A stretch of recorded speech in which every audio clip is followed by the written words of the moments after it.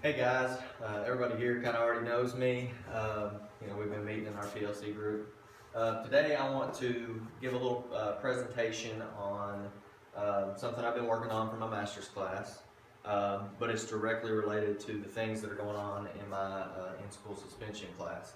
So what I chose to focus on is the character education aspect of what I do in the in-school suspension program and how that can improve the behavior referrals that we have that are sent down to me. So just kind of introduce it. I took the behavior data from last year and I started to look and dive into it a little bit, and it was somewhere around 700 and some odd referrals last year to ISS. And for such a small school, I think that's a pretty staggering number. So I searched for some ways to improve, student behavior. What were other schools doing that worked? And so what I kind of ran into is a lot of schools were already using the 7 habits as a method to try and improve behavior. And since we're already using that, I thought that would be a perfect way to kind of segue them from elementary to middle and then on up into us. So my action research project specifically targeted 9th through 12th grade kids and seeing how effective the 7 habits of highly effective teens would be with those kids that are placed in ISS with me. And so the purpose, like I just kind of said, is to help students improve their behavior in the classroom, in your classroom, not just in ISS, to help develop a solid foundation of character traits so that they would be more responsible students, and then determine the impact of the program also on the kids that I have in Apex, because I have some kids that are down there full-time doing all of their classwork on Apex. So I would hope that maybe some of the benefits that the ISS kids were getting from this, the Apex kids would also get. Before I started the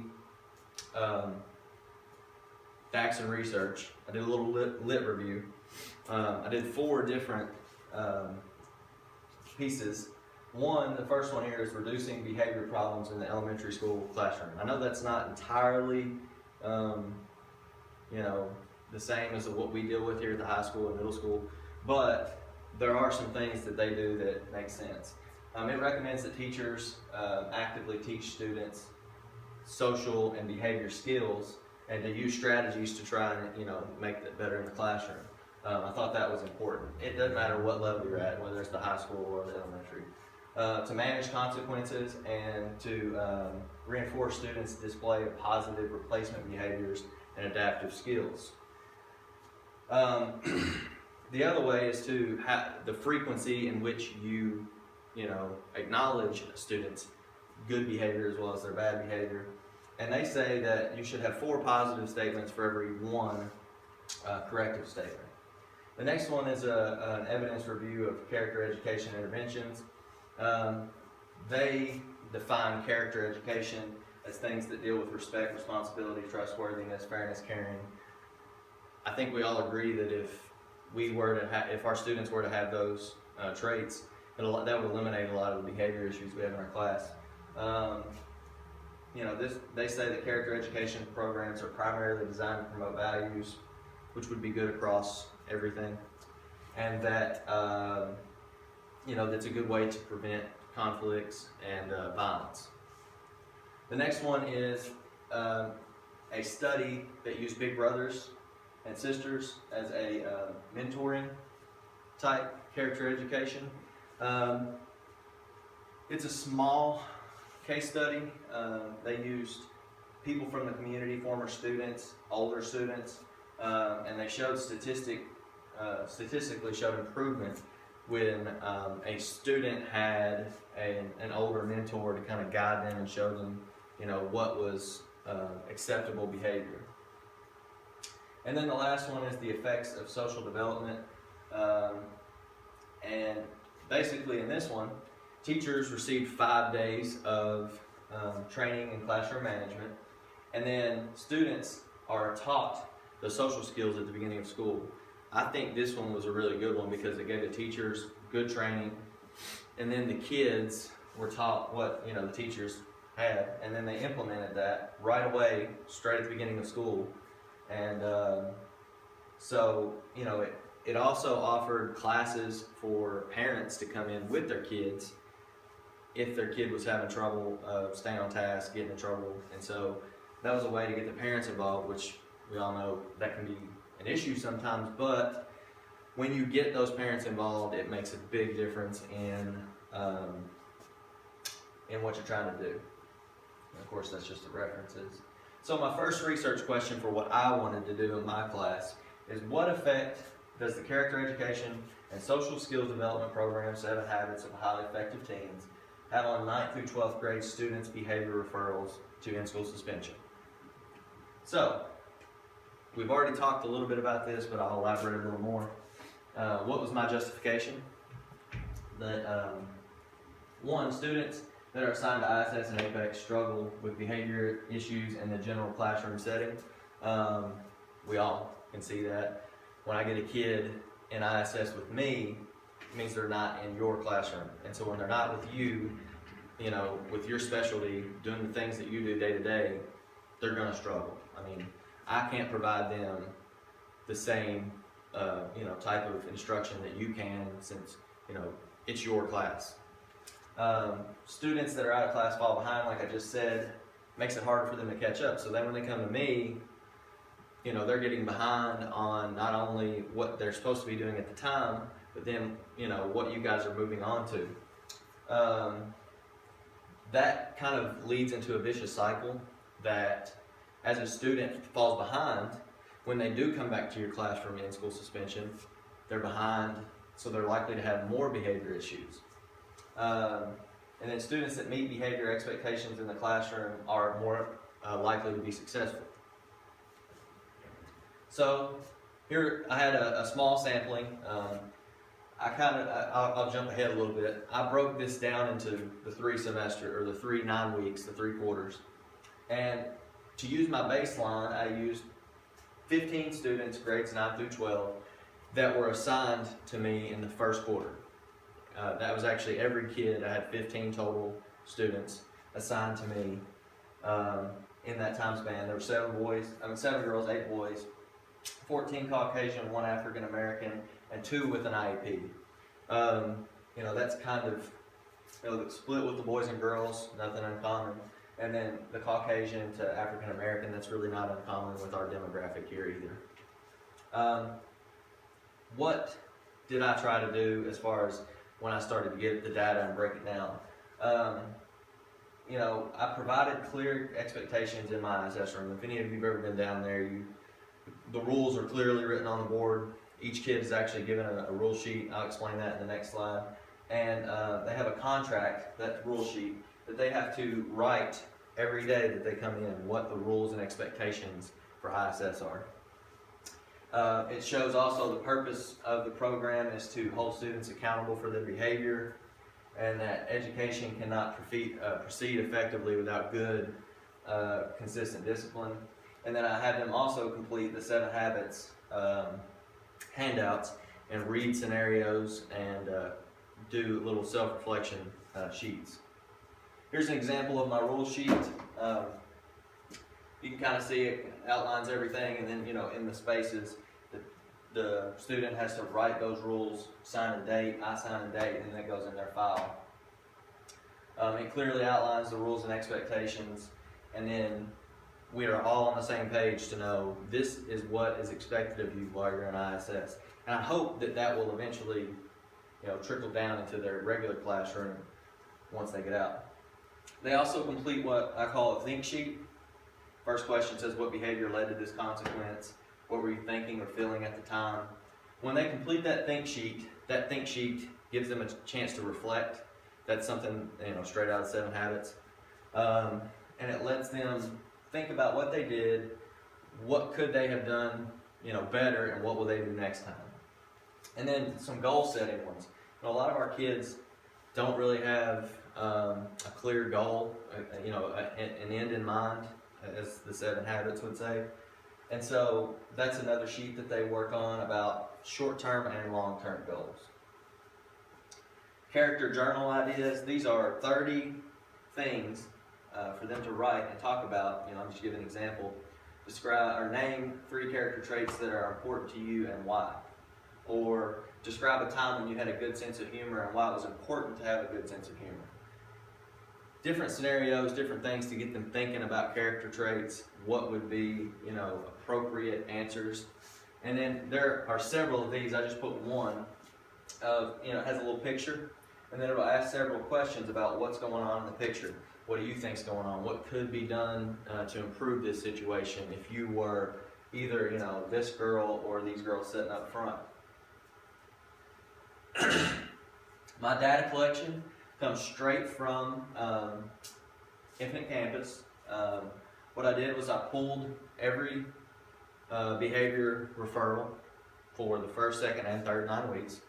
To get that baseline, I just used the first quarter.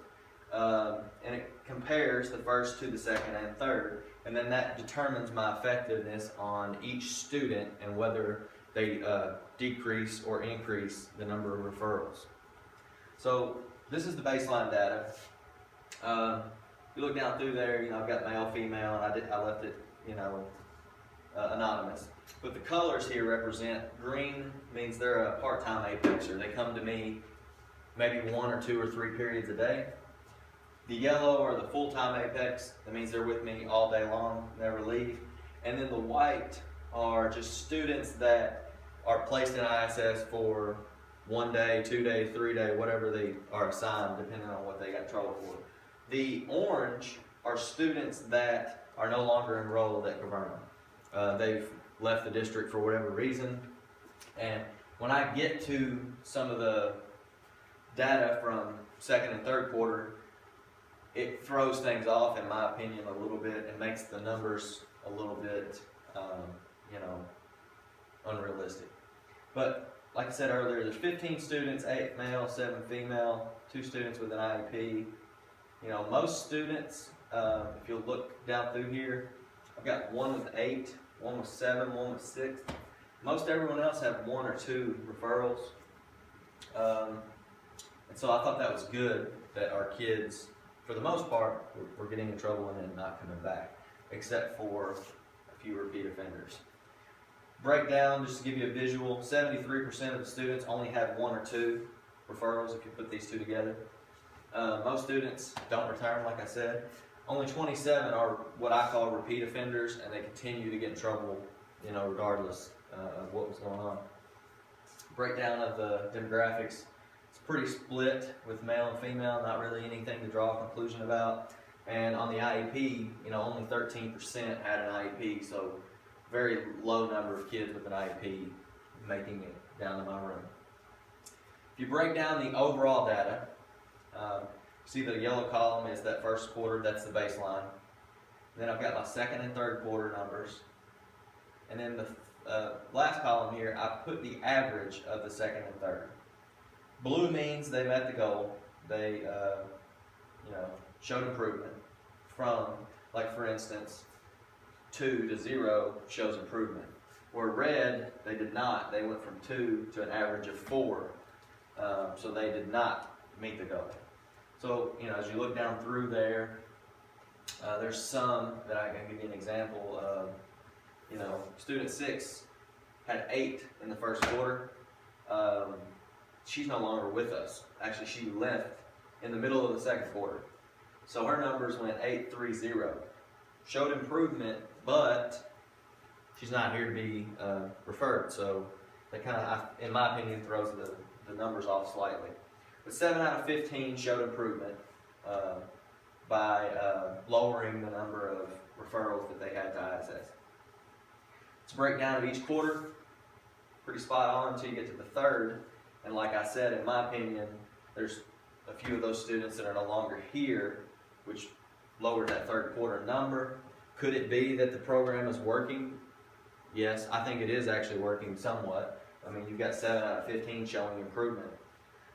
But it does slightly skew the numbers a little bit. If you kind of compare it overall, here's another visual. 47 showed improvement, 13 nothing, they just stayed the same, and then 40% declined. So my analysis of the data is that there's a limited number of students with a high volume. Most only have one or two, and I feel that it had a limited impact. Not to say that ISS is not working. I'm just saying that I think that maybe the 7 Habits approach was not the best that we could use. Approximately half students showed improvement or no change, and like I said, the results, in my opinion, are slightly skewed. So we'll come back to that. Reflection on the question that I had. It's given me an opportunity to kind of evaluate how I do things in ISS. This is the first year that I'm doing this. I've done history all my years before this. I think that it was a really good process, the Action Research Project.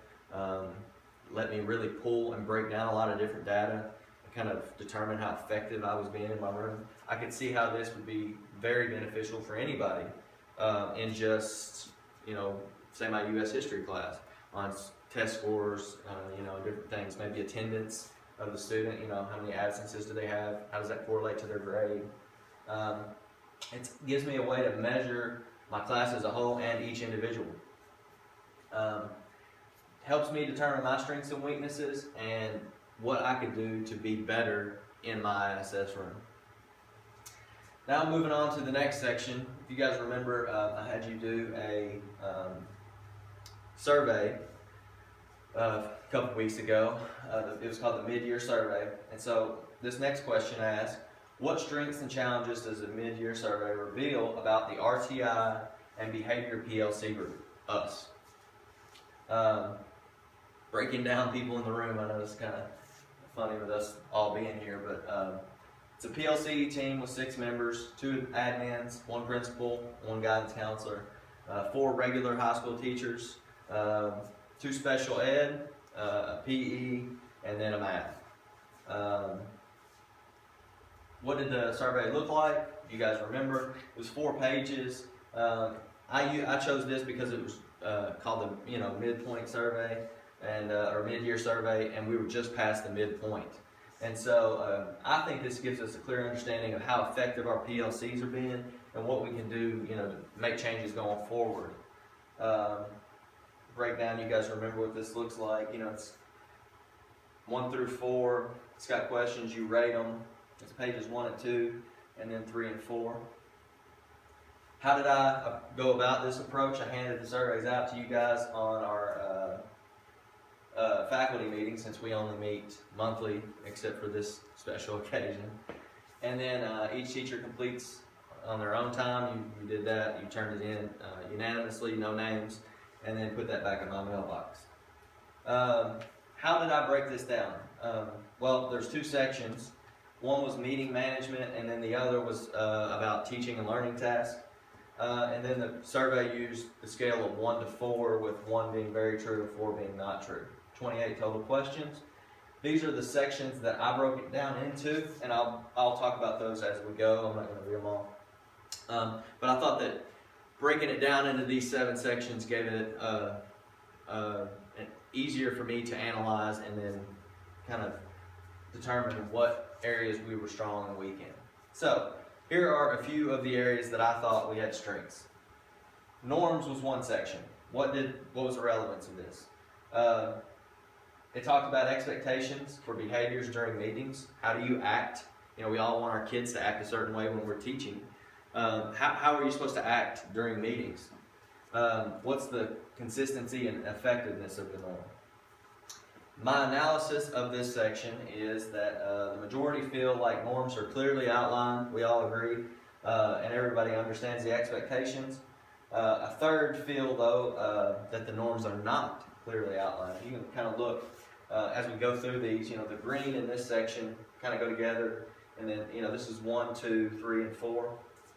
So if you look, 67% are on board. Only a small amount are not feeling good about that norm section. The next one is task. Are there clear tasks when we meet for our PLC? Are they related to student goals? And who determines the agenda of our actual meeting? Is it a teacher? Are we all coming together? Is it an administrator? What is it? There's pretty good numbers on this one again. 71% are, majority feel like there are clear tasks when we meet. And the only thing that I got out of some of the questions that I specifically looked at are that teachers would like more input on what tasks are being addressed when we develop the agenda. So maybe all of us have a little more input on what the agenda looks like so that we can address things that we feel are important. The next one's learning goals. This one was really good in my opinion. It looked at student learning goals and how well each member knows them. The staff feel like, my analysis is that they have a clear understanding of the learning goals, and that to develop student learning goals are more clear to reach with 34%, that are struggling with this. But we had good numbers on that in my opinion. Last strength is instructional practice. That looks at how well we implement interventions, and then it reflects on our teaching.